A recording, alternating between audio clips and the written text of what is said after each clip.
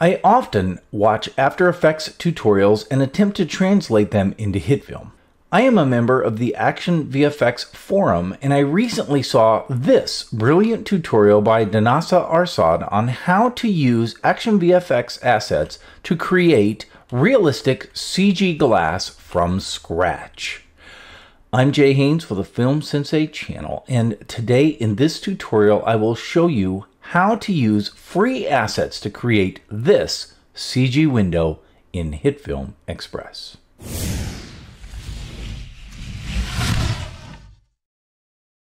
I will leave links in the description below to all of the free assets that I will be using in this tutorial.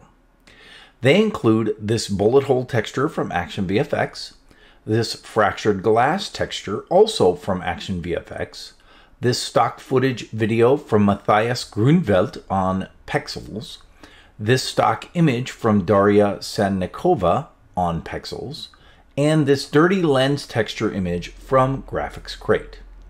In the original tutorial, Danasa used the first frame of a glass shattering video from Action VFX, but that asset is a premium asset, and I wanted to do this tutorial with all free assets. Like I said before, links to everything are in the description below, including a link to the premium glass shattering asset in case you wanted to use that instead. Also, there is a link to Danasa's AE tutorial as well, so feel free to go check that out. In HitFilm Express, I'm going to start by taking my main footage and bringing it into the timeline, and you'll notice that there is no window here, and we're going to add that in after the fact. I'm going to go to about 5 seconds or so and just trim it up to there. So I have a 5-second clip here. And now I'm going to right click and say make composite shot and click OK. Because the window is moving in the shot, I will need to figure out a way of tracking that so that I can place the glass window on that space and have it move with the shot.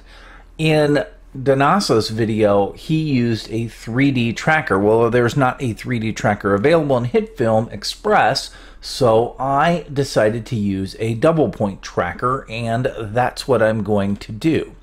So under tracks, I'm going to hit the plus icon, and it will bring up my tracking menu, and I will switch this to double points.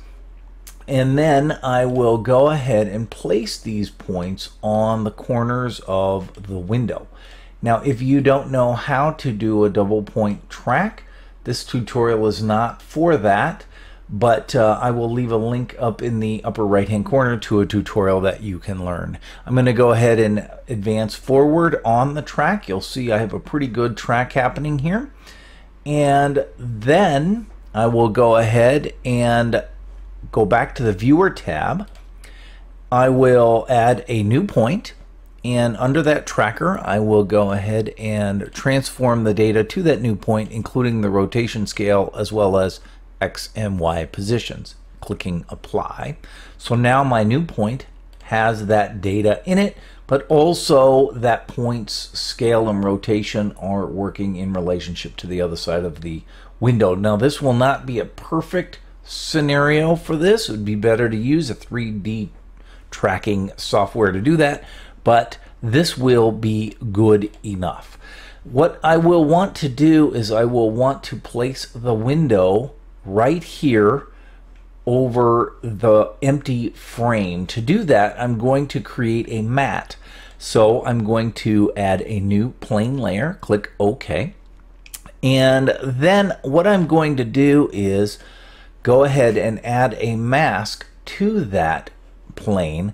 And so when I turn that on, there it is. And then if I parent that to the new point, what you will see is that that essentially is going to follow the window mostly. You can see it's a little bit off there. And so what I am going to do is back up and just make an adjustment to the path property, and if I go to the end, I will just be able to slide that over just a smidgen. And again, this is not perfect, but it will be good enough and it'll be hardly noticeable in the end result. Okay, so now that I have my matte, I'm going to go ahead and put that on the bottom. I will add a grade layer above that plane, and I will rename that grade layer matte, and basically that will bake in the fact that I masked off that section. Otherwise it will use the entire plane, and I don't want that.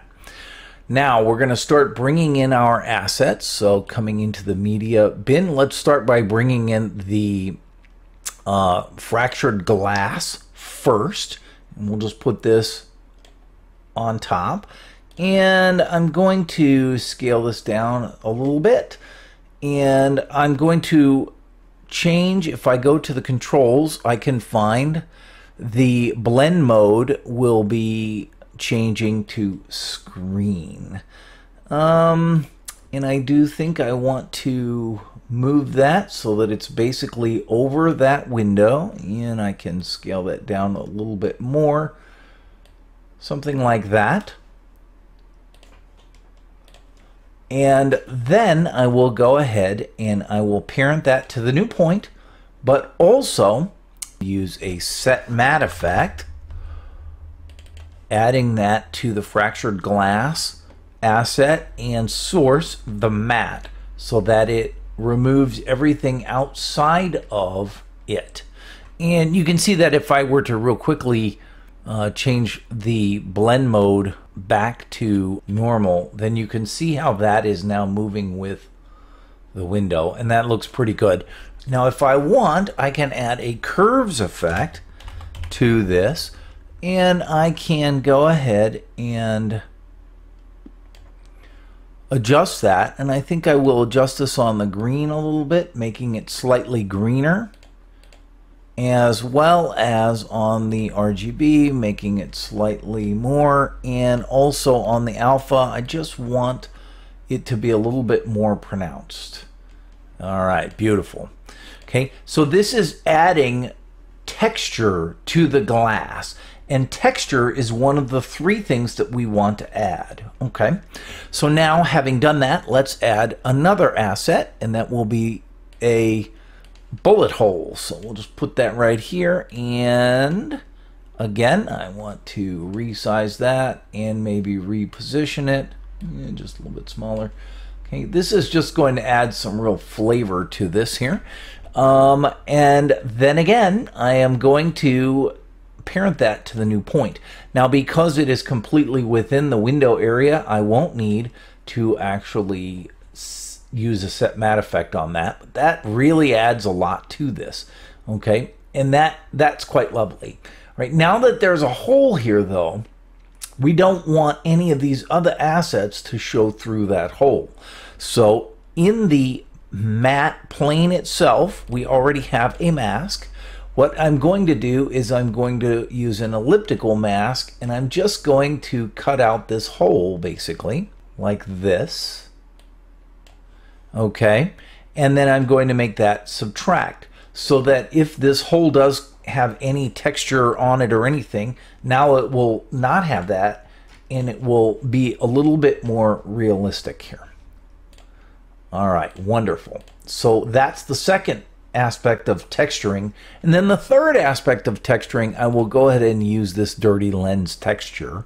I'm going to go ahead and put this under the hole, and I will expand this. And again, I'm going to use the set matte effect, and I am going to source the matte so that it is correctly lined, and then also I will go ahead and parent that to the point so that way it moves along with that point. Then I can go ahead and change the blend mode to screen, and so now you can see that there's some more texture on that.